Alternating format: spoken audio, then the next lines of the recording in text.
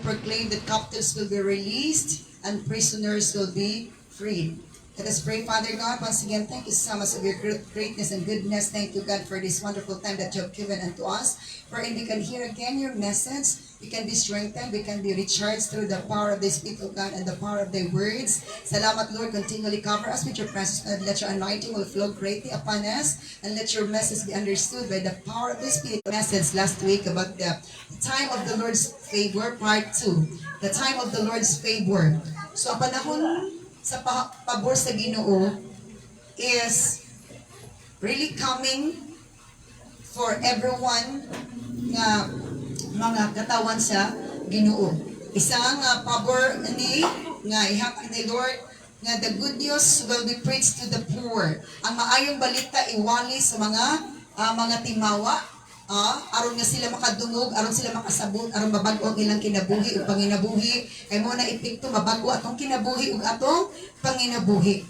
Mo na epekto when we hear the words of the Lord that will really come to pass to everyone, and we do not know when is the time, but the Lord has already promised that it will really come to pass. Wata kabulog kanos amay tabo sa uban ng mga tao sama sa ato wala ta kabalo nga mo na ditong panahon nga ang pabor sa Ginoo ang gibubo sa ato ug nagsugod og kausab atong hunahuna atong pagbati ug atong mga principles ug atong mga actions nga usab, because that's the power of the word of the Lord. It really changed us a lot of things. It really changed. Hallelujah, sa daghang mga bahin sa atong kinabuhi. So let's proceed to the next one. Okay, so and then the time also matupad the Lord's favor that the brokenhearted will be comforted. Not only the brokenhearted will be comforted, but will be healed according to Psalm 147. Matupad sa pulong sa Ginoo. So daghang mga promise ni Lord. And then let's go down pa na. Okay, isa. Okay, sige pa. Sige pa. So, kumanataan na. Okay. 4. Okay.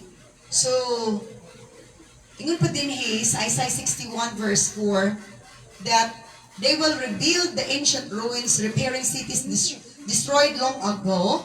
They will revive them, though they have been deserted for many generations. Ang first, bakit sa ito sa 4? Manaman na itana. Sige. So, ikalimang favor na ihatag ni Lord sa makatauhan nga iyang gigugman ni kalibutan na will become rebuilders and revivalists. They will rebuild the ancient ruins. Ang mga dugay na nangadaot matud pa, balikon og tukod, kamay mong rebuilders, and repairing cities, i-repair ang mga cities destroyed long ago. They will revive them. So mga rebuilders and revivalists. Though they have been deserted for many generations. So time will come nga ang mga guba ayuhon, ang mga nangabiyaan balikan. Alaka, wala ni amen. Hello? So the time of the Lord's favor, nga ang mga gibiyaan, ang mga daot, mga ayo na, ang mga uga, matubigan na, matud pa. Ang mga nangalaglag matud pa, dili na mga laglag, ang mga daot matud pa, ang deserted, ang nangagipang biyaan matud pa sa pulong sa Ginoo, dili na biyaan, balikan. Hello! Praise God! So katong biniyaan, matud pa sa pulong sa Ginoo, balikan. Kay si Lord, matud pa. Alo!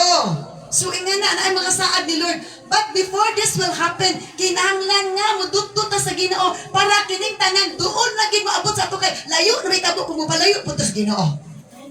Amen. Hello, these are promises of God and He really is serious of His promises. Pero mo lagi na igsoon. Tinuod mo gini tinuod jud ni. Pero wala man ta kabalog karon sa panahon na basta dugay-dugay pa before na may tabo mag-una-unang tagbalik sa Ginoo aron nga dali na nato na madawat. Amen. Hello. Naagyoy maayong plano si Lord sa tua. O maayong plano na ang pabor niya iyang ibukbuk. No. So rebuilders, mag-rebuild ka na. Kato mga guba, ikaw na rebuilder, ayuko na nimo. Kato nga, kinangan i-revive na, revivalist ka na. Sa una, ikaw i-revive, sige, suon, i-revive ang pag-akpo, i-revive mo pag-alaga, mo pag-daig, si Ginoo. Kasi na, istorya may gabi tulurong sila may gabi nag-practice. Wala itong drunk, ito gas Davao. Sige, istorya. Ayan siya. Ito nga, sungod sa mga plano, plano kung makawar-eskwela, wato sila sa England or sa Australia, siya nag-uul ko, pastor ako, kumatok ko na ko dito. Ako pagsimba. Nag-uul siya. Kaya siya nga, lahi na pugos Ginoo niya. Nabitong nag-build up na yung relationship sa kauban sa simbahan. Lahi baya na kay relationship sa imong kauban simbahan. Ningawon ba nimo ang atong bandings, ang atong moments with the Lord. So, nalipay ko nga ingana ang gisulti. Dato, kay, kung na-revive ka na, is ang imong sinultian, dili na negatibo. Amen. Hello? Dili na negatibo. Kung magpabiling ka sa revival stage. Amen. Revival stage, ang imong baba, nag-speak og mga positive. Nag-speak what is pleasing before the Lord. So, muna, nga, kanang i-rebuild, i-revive ang tanan ng mga kinangan i-rebuild, i-revive. Nga naman, kaya ba unay plano ni Lord, the time of the Lord's favor, ng imong pagsimba, nahagsa. Hello? Nahagsa. Pero yung si Lord, sige lang, ibalik na na. Kinanglang nag-revivalist mo. Kadugtong ko sa itong prayer meeting about hear and obeying a message. Grabe na to nga message. Isa sa mga viewer or watcher, sa Lord, gusto ko nga ingana unta ko makakonek ko nimos mga pag-ampul para nindot ng dagan sa akong prayer, nindot ng dagan sa akong kinabuhi. So nag-decide ko maabot sa ko nandun sa mas istudyo ni Pastora, anak. So ingana ba? Nga maabot ang panahon nga i-design na nimo. So in the time of the Lord's favor, that desire will be granted in some. Tinuod gid ay Lord. Muna mag-glorify ni mo ay si Lord ben ko nga ninduta ani nga kuan, ninduta ani nga stage, ninduta ani nga level, Lord. I am not desiring for more from the world. I am desiring more from the giver of this world. You know si Lord. Revivalist na ka, rebuilders na ka. Hello. So kung naa kay diligdasig, naa kay giguyod nga tao sa pagpangalagad, you are one of this. So sa may mong status na ron, na nag-rebuild na baka, rebuild pa ka. Revivalist na baka, revive pa baka. Doon na na. Hello? Amen ba? Hello? Kung revivalist na kayo sa ato pa, di na ka dapat nasigon mo simpa, di na ka dapat nasigon nga mga lagad si Ginoo. Hello? Ayaw kumpiyansa kung kinahanglan pa kag-revive, kinahanglan na revivalist na dyan ka. Kinahanglan rebuilder na ka. Amen ba? Let's move to the next slide. Isaiah chapter 61 verse 5. The time of the Lord's favor, foreigners will be your servants. Oh, grabe. Gusto mo ito po, Lord. So, ingon, the time of the Lord's favor, ingon na ni Lord, ang mga dumuluong, mahimo inyong mga servants o mga olipon. Foreigners will be your servants. They will feed your flocks and plow your fields and tend your vineyards. Grabe na. Time will come. Nga ang mga dumuluong, mahimo ninyong olipon. Atod pa, sila'y mupakaon sa inyong mga karniro. Sila'y mudaro sa inyong mga umah. Surabiha sa nalong sa mga may tabo, Lord. Kung sila'y magbantay sa inyong mga kaparasan. What? Imposible dyan na, Lord po. Imposible dyan kayo na, Lord. Imposible sa tutawhanong pang unahunag as an understanding. But in the sight of the Lord, all these things are possible. We have to condition our mind that these promises of the Lord are really come to pass, will really come to pass. Umatod pa, before this will come to pass, i-intune na imong hunahuna kasing-kasing that you are recipient of these promises of the Lord. You're recipient. Isa ka nga makadawat ani saad sa Ginoo. Okay. One of the example for this. in the church, in the ministry. Foreigners will be your servants. They, kita man lang day, the foreigners will feed your flocks. Their wealth. Their wealth will be given. They will flow your bits. Ang mga ministries, mo na ang field, batod pa. Sila'y mo daro. They will help to build the ministries. Yan, nagangano na itong gitabangan mo sila sa foreigners. Because there is a promise already. Hello? Ito, the wealth of the wicked will be transferred to the godly. This is in connection with the foreigners will be your servants. They will feed your flocks and plow your fields and tend your vineyards. O ilang atiwanda ng vineyards. They will help. They are partners in the kingdom of the Lord. They are partners of the plan of the Lord, that His kingdom, that His people will enjoy the blessing that God has promised. Hello? Yan. Ayaw og hunahuna nga di anak nakataman. Na ay may plano si Lord unahan sa unahan. Amen ba? Gusto mo magpabili ni ngani?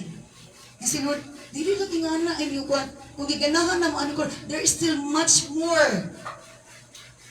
Ito, isa'y plano ni Lord sa Jeremiah 29:11, plan to prosper you. I-prosper ta, iuswag ta. Baka kung siya dili. Atong i-condition atong mind, atong i-set atong mind that we are recipient of God's blessing because we are His children and He is not a poor God. He is the owner of all the cattle in the hills and the silver and the gold in this world. Amen. Hallelujah. Sa naingani naman. Forever na ko ingani. Dili man ingana ni Lord. Saad sa to? Plan to prosper you, to give you hope and a future. Maayo atong future. Dili ka ingani. Dili atong present. Muna po na atong future. No! Hello? Paingan. Kung muna tayo sa to, hear and obey. Because if you hear and obey, you will know what are the favor that I would like to give unto you. Ang mga pabor. Anak tas Ginoo dili. Anak tas Ginoo dili. Kaya anak patas Ginoo, maayo siya plano, dagkan siya mga plano. Ang iyang mga plano para ka natong tanan. O mohitabo dyan na. Gusto mo ana dili. Oh, gusto. Pero sa'yo murag, unbelievable, manlurayin, murag katuungan dili. Tapos pag-Lord. Nangyana, ano? Foreigners will verse. Let's move to the next slide on this. Okay, this is one of the example. 1 Kings chapter 10. When the queen of Sheba heard of Solomon's fame, which brought honor to the name of the Lord, she came to test him with hard questions. The time of the Lord's favor, ang wisdom gihatag ni Lord sa atuha, magamit na, mahimo na siyang tool nga diin katong promise ni Lord mahitabo.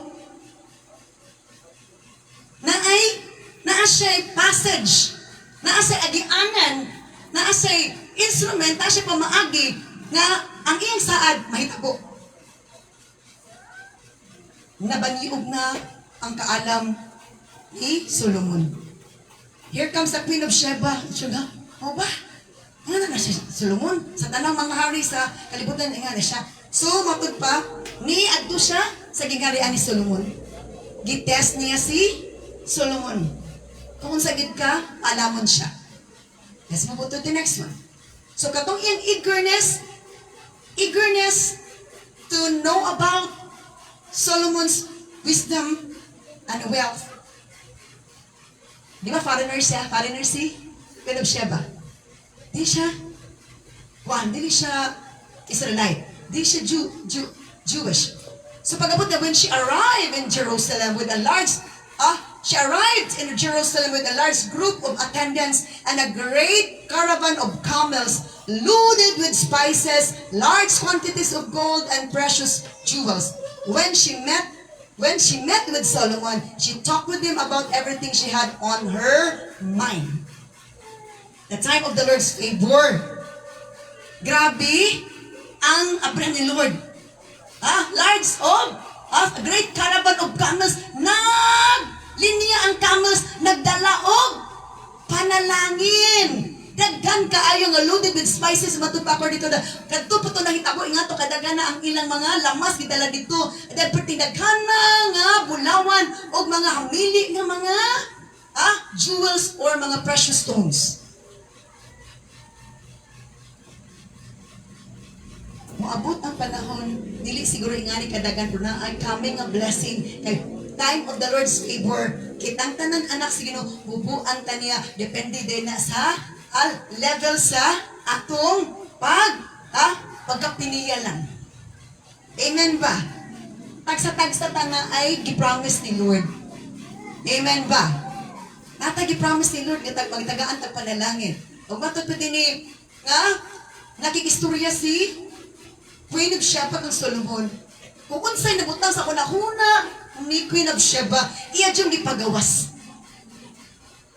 The time of the Lord's favor during an time na-identify ko nung ayo nga grabe gid ay kuno ka maalamon si Solomon. Ang tanang question ni Queen of Sheba natubag. The time of the Lord's favor that your wisdom will increase and that will open. God, that wisdom will release the increase which will not cease. Hello. That's part of the promise of the Lord. Sa tanang mga reyna, matud pa, si Queen of Sheba anak kader og adto, iyag yung gi-verify pag-ayo o sa katinuod bi. Pero, kanindot kay niya, no? Gusto siya makisayod, pero nadala siya offering. Nagdala siya gifts. Kaya mo lagi na ang fulfillment. Nga naan na digisaad ni Lord, foreigners will serve you. Sa to will feed your flocks. Di ba ang mga katawan ni David o ni Solomon, nakakaon atong gipangdala ni Queen of Sheba. Let's move to the next one. Solomon had answers for all her questions. Dito, natubag ni Solomon ang tanan yung pangutanan ni Queen of Sheba. Nothing was too hard for the queen to explain to her. Wala dyan ko nilisod.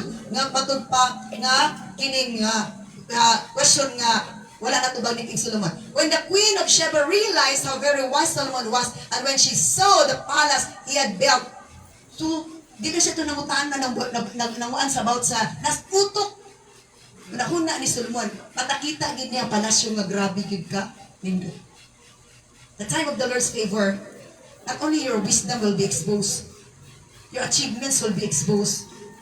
And then, di pasabot na ay dato naman ka, di nakatagaan. Nga sa Ginoo, foreigners will serve you. They will serve you. They will feed your flocks. Let's move to the next slide. She was overwhelmed sa grabe. Sa Tagalog pa namangha siya. She was also amazed at the food on his tables. Bisan sa pagkaon. Amazed ingana ang pagkaprasa, ingana ka mga class nga pagkaon. The organization of his officials and the splendid clothing. Ang pagkabanan ay sa mga opisyalis, ang mga katawhan, ang mga sininaan, ang ilang uniform, the cupbearers. Nang-observe pa siya tanan. Maining mamantay ta for good. Nga awato na to, di kay, ato dayon ko niya, ato dayon i-chismis dito nga, dauton dayon na to sa, and burnt offering Solomon made at the temple of the Lord. So na-observe giniya, giunsa ni Solomon kada adlaw kuno matud pa, the burnt offering Solomon made at the temple of the Lord. Pero ni gid si Solomon pod naghatag sa iyang panahon sa bahin sa Ginoo, ang offerings nga bahin ni Lord iyang gihatag. And the burnt offering Solomon made at the temple of the Lord. Let's move on to the next slide. She explained to the king, ingon na siya sa hari, everything I heard in my country about your achievements and wisdom is true. Siyang, may nga hari, tanan ako nga nadunggan sa imong mga nahimo, imong kaalam, tinuod yun. I didn't believe what was said until I arrived here, and so it was with my own eyes. Siya, wa ko nito hangtod. Naka, abot ko dirog ako diyong nakita. Wala lang ako dadungay pero nakita dyan ako tinuod dyan. In fact, I had not heard the half of it. Sa wala pa katunga akong na, ha? Wala pa na ko natunga ang akong nadunggan, dili pa. Ha? Wala pa sa tunga ang akong na, bawaan sa tanan na padunggan. So ingana, the time of the Lord's favor, the people will be amazed of the wisdom that God has given you. For that wisdom will open the doorway of blessing that God has promised for you to receive it because you deserve it. Amen. That is why, gamito na itong ayaw itong utok. Never neglect God's, your duties towards God's and His temple. Because sa datos sa Salmo sa ito, wala niya gineglect ang burnt offerings He made for the temple of the Lord. Pero niya gibahinan si Lord sa mga bahin sa Ginoo. Every day ang iyang mga opisyal ipakaon niya. Gimanis tanan niyo the spiritual duties and His duties as the king. Iyang gihimo. And for the people. So, your wisdom and prosperity are far beyond what I was told. Ang imong kaalam, ang imong pagkuswag, ang imong bandi, matupalayo ra kaay sa gipangsulti sa kuwan. Half pa rin akong na, sa akong nadunggan. Half pa na ito. Next, go to the next one. How happy your people must be sa pagkabulakan sa inyong mga katawan. What a privilege for your officials to stand here day after day listening to your wisdom. Sa mga tao dito, murag normal na ito. Nga naman po, kang Queen of Sheba na napagawas ang wisdom kaingana. Sa kausap ko na nasa utok ni Queen of Sheba. Iya diyong ipangutana. O, matod pa ni gawas. Ni gawas ang iyang wisdom, nga grabe ang iyang wisdom. So, ni mga panahon, nga natay ka-istorya, natay bisita, ipadala din as Ginoo. Kay aron kuan ang imong matest ang imong wisdom, o mataste po nimo ang reward sa imong wisdom. As the promise of the Lord stated through His word. So what a privilege. Praise the Lord your God who delights in you and has placed you on the throne of Israel. Kitahig niyang Ginoo. Sa tanang mga rayna, iadto sa dito. Ug tungod sa nakita, matupad the time of the Lord's favor, that even the undelivered, the foreigners, will praise the Lord because of the wisdom that God has given you. And through that wisdom, they will be amazed and they will praise the Lord. So, praise be the Lord. Dalay ko ng Ginoo ng imong Dios nga nalipay nimo, nga gibutang ka sa trono sa Israel because of the Lord's eternal love for Israel. Tungod sa walay katapusang gugma sa Dios sa Israel. Nagwali siya.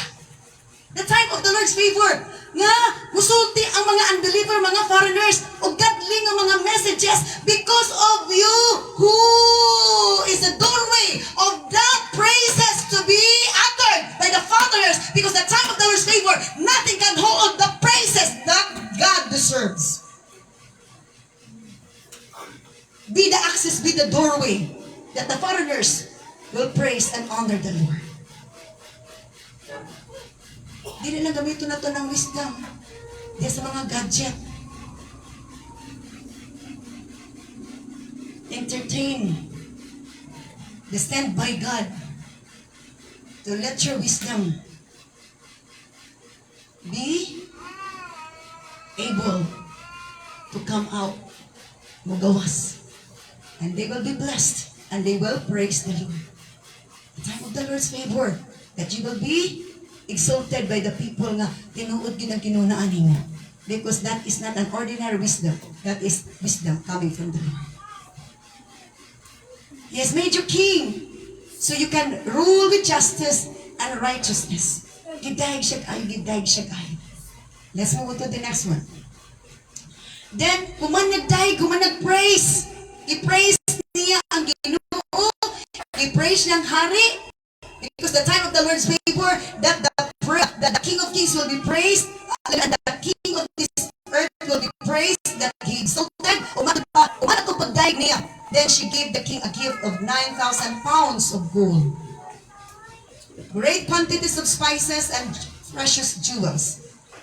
Anak pa niya gihatag, human niya na dunggan ang wisdom ug human niya nasulti ang ipasulti sa Ginoo, because that is already stated as the promise of the Lord. The time of the Lord's favor, that foreigners will speak the goodness of God through you, whose wisdom is revealed in a situation that God allows. Never again were so many spies brought us in as those the Queen of Sheba gave to King Solomon. Wala pa ko na nahitabo nga ingato kadaghan nga lamas. Araman to, dili raman to para kang Solomon, para man to sa katawan dito sa ingarian sa Israel, sa Jerusalem. The time of the Lord's favor, abundance will be released. Na anay naglinya nga mga supply in the time of the Lord's favor. Sa pagwanta lang sa agwanta, hold on and keep on doing the Lord's command, because His promise, His favor is coming. Gapaingon na ang caravan of God's blessing for His favor to be poured out. Grabe, anak pa din gihatag. 9,000 pounds of gold, great quantities of spices and precious jewels. Wala dyan ko na ingato na hitabo. True lang ni Queen of Sheba. Now this verse, sometimes, this is a great, concrete verse for everyone whose mind is greedy. Because nga naman din sa uban. Dili na ito manghatag anang dato na. Hello? Pero what happened to Queen of Sheba? Grabe ang iyang gihatag. Because this is a fulfillment of the promise of the Lord. That foreigners will serve you. Napanisulti ani sunahan as we go along the way. Let's move on to the next one. That is verse 10. Verse 11. In addition, napaydugang Hiram ships brought gold from Ophir. Gawas atong gitagalog 9,000 nga gold. Matod pa pounds of gold. Naapay ko mga barko ni Hiram. Nagdala pud og bulawan gikan sa Ophir. Ophir is a special gold, kind of gold. They also brought rich cargoes of red sandalwood and precious jewels. Time of the Lord's favor, nga tingala ka, nag-abot-abot man ang panalangin. Mabot ang panahon. Are you believing this? Natuo ba mo? Natuo ba mo nga naipabuto ng panalangin mabot ninyo? Hinaya, uy. This is God's promise. If you are children of God, you are recipient of this. You are one of the beneficiary. We are one of the beneficiaries. So they will also brought cargoes. They also brought rich cargoes of red sandalwood and precious jewels. The king used the sandalwood to make railings for the temple of the Lord and the royal palace, and to construct lyres and harps for the musicians. Never before or since has there been such a supply of sandalwood. Now, ato sa next slide, Ana. Okay. So katong nga verse, o katong ganina pagsulti, ito sa 1 King chapter 10, that refers about the abundant supply. The time of the Lord's favor, there is an abundant supply. Promise na ni Lord. Time of the Lord's favor, na ay abundant supply iyang ibo-bo. Taong mana, dili. Taong mana? Idua-dua pa mo? Dapat po kayo sa yung Ginoo. Ako kabalo ko. Kabalo ko nga, ihatag ko. In fact, na siya yung mga visions. Kani, partner sa vision, napay sa ko vision. Ako ka nga simbahan, maning ko nga, Lord, grabe ka. Ayan na siya. That's part of the Lord's favor. I'm waiting for that. Napay, igipang reveal sa ako through visions. It's coming. It's going to be fulfilled. So, the abundant supply. The time of the Lord's favor, abundant supply for the kingdom of God, para sa gingarian sa Diyos kanina, for the temple of God, for the palace, and for the musical instruments. Ihatag na ni Lord. Abundant supply. Isa sa mga compose, ihatag na ni Lord sa ako nga kanta nga, sa wala pa. Salamat, Ginoo. Sa wala pa, ako na ngayon Nasayran mo na ang kinang o dato. Kasi nga nagpasalamat ko kay Imo nang giwan. But of course, salamat Ginoo sa kaluwasan akong nadawat ug sa mga panalangin nga kanunay mo gi kanunay mong gi buo sila to ayan na siya. So abundant supply, the time of the Lord's favor, abundant supply is poured out for the kingdom.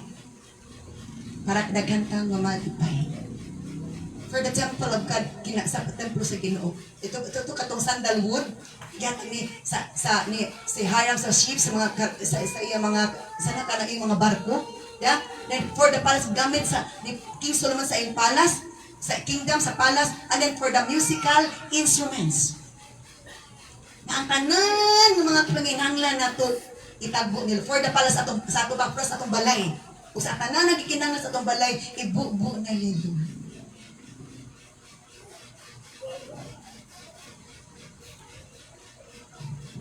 This is really true. Let's move on to the next one. Isaiah chapter 60 verse 10. Foreigners will rebuild your walls, and their kings will serve you. Though in anger I struck you, in favor I will show you compassion. Nag-ingon na si Lord. Nagsaan na si Lord. Foreigners will rebuild your walls. Di ba katong ganina? Katong ibanghatag sa mga paghatag sa mga. Nagtabang to rebuild the walls katong sandalwood sa patudi. Gitabang to. Tiyala ka, alak. Ano nangabot man ni? Promise na din ni Lord. The time of the Lord's favor is poured out already. Ay mga panahon, ang pabor ni isaad ni Lord, ibubo na sa tuwa. Dili po ta masina kung nabubuan na tuon na itong isa. Amen ba? Kaya kung masina ka, suko si Lord. Alisan ako ihatag sa ino, kasi nahon manday ka. Anak-anak ko na ihatag niyo, di na ka masina, aro di na ka makasala. Amen. Tinanglan, putli ta, ha? Putli ta, worthy ta, nga mudawat anak, gabasti pagbubo anak, na, tag-asa kay tagliog. Di ka managa pastura ko eh. Di ka matugsibuhan. Ito, i-bless ta para may mutang blessing. Amen. Praise God. The foreigners will rebuild your walls and their kings will serve you. Though in anger I struck them, bisan sa kapungot ako among gibirahan. But in favor, I will show you compassion. Ay mga panahon, bunalan ta ni Lord. Pray nga si Lord, dili ta ka bunalan. Ipakita ko na ako akong pabor, akong kaluoy. Itong kanta? Kaluoy kami, Ginoo. Kami nga pagkasikado. Let's move on to the next one. Kani. Your gates will always stand open. They will never be shut, day or night, so that people may bring you the wealth of the nations, their kings led in triumphal procession. Time of the Lord's favor, ingon si Lord. Ang inyong kangaan, dili na sige siradan. Kay dili na ang mga daotang tao mo musulod anak inyong gangaan. Ang blessing na ipasulod. Time of the Lord's favor, you will not be closing your gates because you're afraid of the enemies. That will not be. But time will come. You will open your gates because you will come the blessing that I already promised to you. Because in the time of the Lord's favor, I will really pour out what I have said so that you will receive, you will enjoy, and you will glorify me. God says that. Your gates will always open. Matut pa. They will never be shut. Dili na siradan. So that people may bring you the wealth of the nations. Tingala ka na, baka puliki na ka. Hala, naon sa mandi, uy, ka naman na nangabot ng panalangin. Huwag mo ko na ngayon na, wala ka na ngayon, pero gisaan doon na ni Lord. Amen ba? Hello? Muna nga, tumana po yung saan. Tumana po yung pulong. Tingnan mo man. Aron nga, kinitanan mga tuman. Muabot na, di na madugay. Ay, pagpapangalangalangan, pangalagad, sige no. Ay, pagdugag-dugag, simba. Gusto ka dali na maabot panalangin, maglangalangan kag simba ay mauwo putawi. Amen ba? Hello? Gusto ka dali maabot ang panalangin, ngay dugay-dugay ka gaabot o simbahan. Hello? Kung dili maayo. Na gusto ka, murabag inani ba? Gusto ka naadyo kay kaila ba? Bright na siya. May pastor siya. Sa inka bright, kumpiyansa kay siya. Anak na siya mutunga, anything, quiz, o ting exam. Di siya mutunga, o ka nating lecture pa. Kung niya makapasarapan sa dagko pa siya kuha sa kuhan, kaparsan siya. Bright pa nang dugay nga na ba? Ipagpangalagad si Ginoo, dili ni pa bright sa test. Palahutayay ni og obedience. Obedience and endurance and patience. Let's go to the next one. Gates will always open and will never be shut day or night, for the wealth of the nations will be brought. Abot ng panahon, galit na ko itong mahadlok o panira sa itong gate. Di na nato sinadaan kay ang panalangin, permi mag-flow to overflow. Amen ba? Hello? Daghan na hinahinay, amo pa nakadawat na hinahinay. This is the promise of the Lord. This is not a joke. This is serious. We are still in the beginning of this, starting last November. Increase is released which will not cease. We really receive blessing. Seconds na nagyata ni Lord. Ayan na increase is released which will not. Pila na siya, seconds or minutes? Seconds na. Seconds i-release ang message. Pero ang effectivity sa iyang message is lasting. Ano niyo?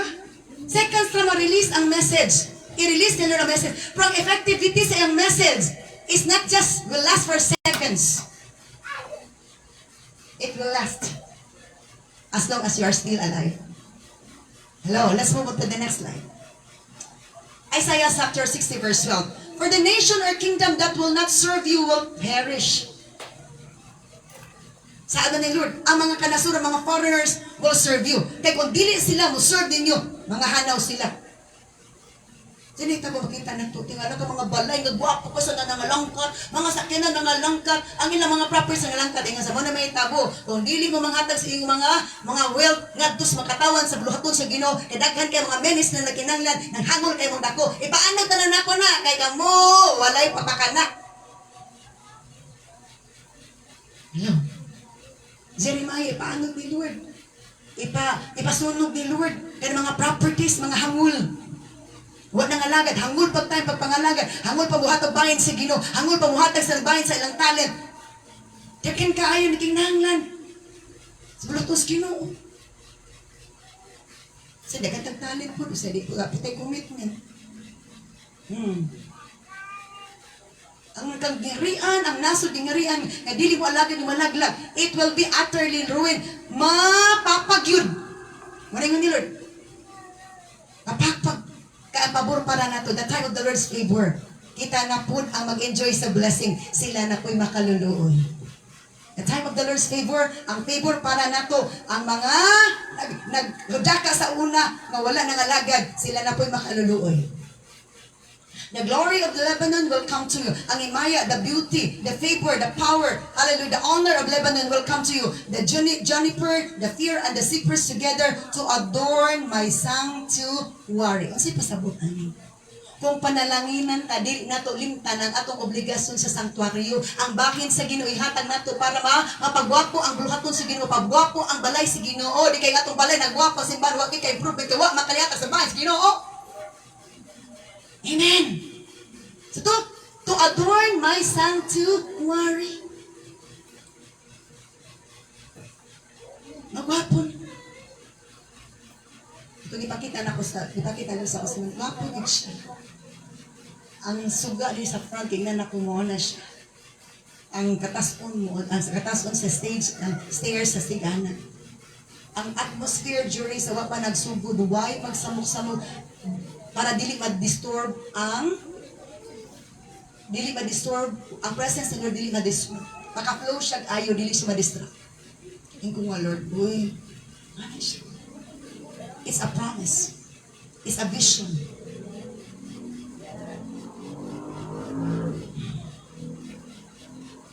Sagkan ko gipaam maabot na gi-reveal ni Lord sa ako. Siguro hindi mo mutuo ka that when the time of the Lord's favor, that this will come to pass. Ano pa siguro mutuo na, pero may siya sa pasura. Marag, nagluto, manas hangin siguro. I believe what God has said to me because I know my God.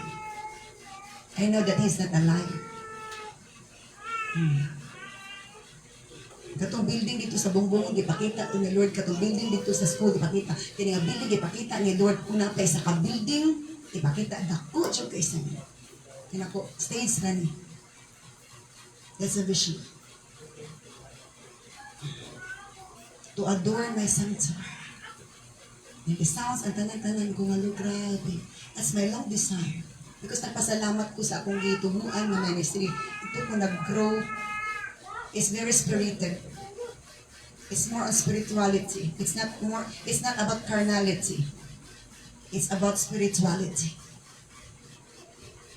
The standard about sa pagpagamit sa Ginoo, ingana na siya.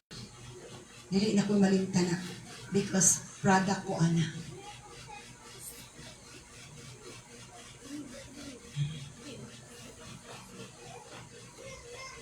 Ako ramen nabilin diri.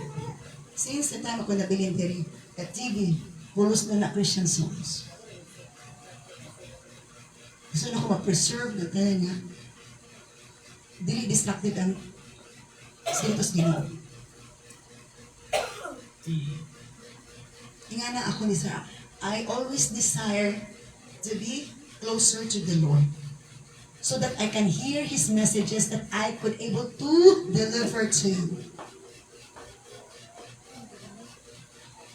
I can serve the food that God wants you to take in. Let's move on to the next slide na po ba? Wala na.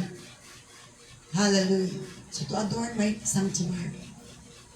Shall we all stand up and thank the Lord for His message? The time of the Lord's favor is really exciting. It's really good. It's really glorifying. If you are believing what He says, you are blessed. Let's meditate on the message of God this morning, brothers and sisters. Malandong ta sa mensahe sa Ginoong gihatag niya kanang pagbuntag ni Igsoon. Kung blessed na karon, napay greater blessing ihatag ni Lord sa imo.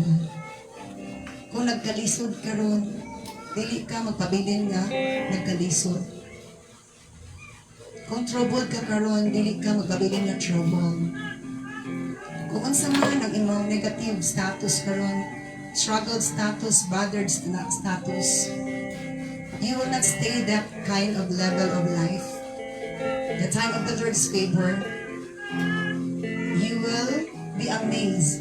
May bulong ka sa manawat nagisaan ni Lord sa inyo. Hallelujah, glory to God. Gusto ni Lord na ma-experience ta sa nindot kaayo nga dapit sa iyang sa aligso. Hallelujah. Shall we sing the song of the Lord? And all I want to do is to dwell in your presence. Gusto ni Lord before tayo bubuan. Kasi natin na po yung presence aron enjoy na po siya. Hallelujah. Glory to God. Hallelujah. Shall we worship the Lord and thank His message? Yes, Lord. And all I want to do is to dwell in your presence and drink from the well that never runs dry. And all I want to see is the light of your glory. Just one glimpse, just one dream, and my soul is satisfied.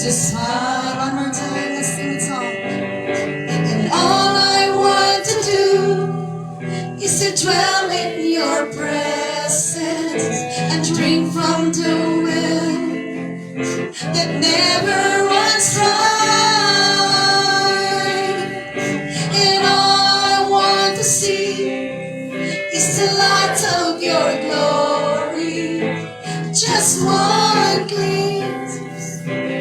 just one dream, and my soul is satisfied, and my soul is satisfied, and my soul is satisfied.